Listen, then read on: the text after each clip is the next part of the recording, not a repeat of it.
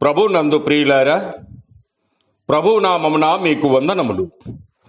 మన వరుస ధ్యానంలో ప్రభు బిడ్డలు ఎదుర్కొనే 5వ పరీక్ష సాతాను నుండి పరీక్ష.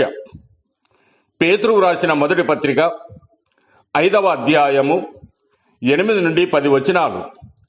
నిబ్బరమైన బుద్ధి గలవారై మెలకువగా ఉండుడి. మీ విరోధి అయిన అపవాది గర్జించు సింహం వలె ఎవరిని మృంగుదునా అని వెదుగుచూ తిరుగుచున్నాడు.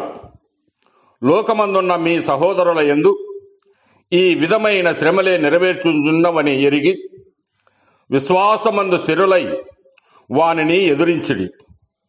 తన నిత్య మహిమకు క్రీస్తునందు మిమ్మును పిలిచిన సర్వకృపానిధియగు దేవుడు కొంచెము కాలము మీరు శ్రమపడిన పిమ్మట తానే మిమ్మును పూర్ణులుగా చేసి స్థిరపరిచి బలపరచును. దేవుడు ఈ మాటలు దీవించి ఆశీర్వదించునుగాక. గమనించండి ప్రియులారా, సాతానుడు అనేక రీతులుగా మనలను పరీక్షిస్తూ ఉన్నాడు. వాడు మన విరోధి. గర్జించు సింహం వలె వాడు తిరుగుతూ ఉన్నాడు. వాడు బంధింపబడక పూర్వము మనలను మృంగాలని ప్రయత్నం చేస్తూ ఉన్నాడు. తన పని చేయడానికి అనేక రకాలుగా మనలను పురుగొల్పుతూ పరీక్షిస్తూ ఉన్నాడు. సాతానుడు ప్రభువునే పరీక్షించాడు.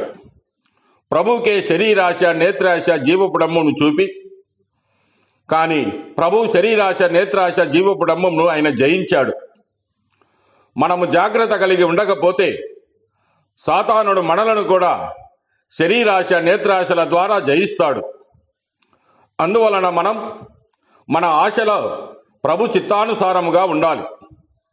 ఆయనను మహిమ పరిచే విధముగా ఉండాలి. శరీరాశలకు, దురాశలకు ఏ విధముగానూ తావివ్వకూడదు. శరీర శోధనల వల్ల కలిగిన పరీక్షలో సంసోను కూలిపోయాడు. ఈ విషయంలోనే మన ఆది తల్లిదండ్రులైనటువంటి ఆదాము, అవ్వలు కూడా పతనమైపోయినట్లుగా మనము చూడవచ్చు. గర్జించు సింహం వలె సాతానుడు శరీరాశలలోనికి, నేత్రాశలలోనికి, జీవపుడంబంలోనికి నడిపించాడు. నూతన నిబంధనలు మనం గమనించినట్లయితే దేమా ఇహలోకమును స్నేహించి పౌలును విడిచినట్లుగా సాతానుడు దేమాను శోధించాడు. అంతేకాక దేవునికి డబ్బు ఇచ్చే విషయంలో అననీయ, సప్పిరాను కూడా సాతానుడు శోధించాడు. దేవుని బిడ్డలను ఓడించాడు. సాతానుడు అనేక రీతులుగా మనకు పరీక్షలు పెడుతూనే ఉంటాడు. కనుక ప్రియులారా, వాడి తంత్రాలను ఎరిగిన వారమై ప్రభువు కోసము జీవించాలి.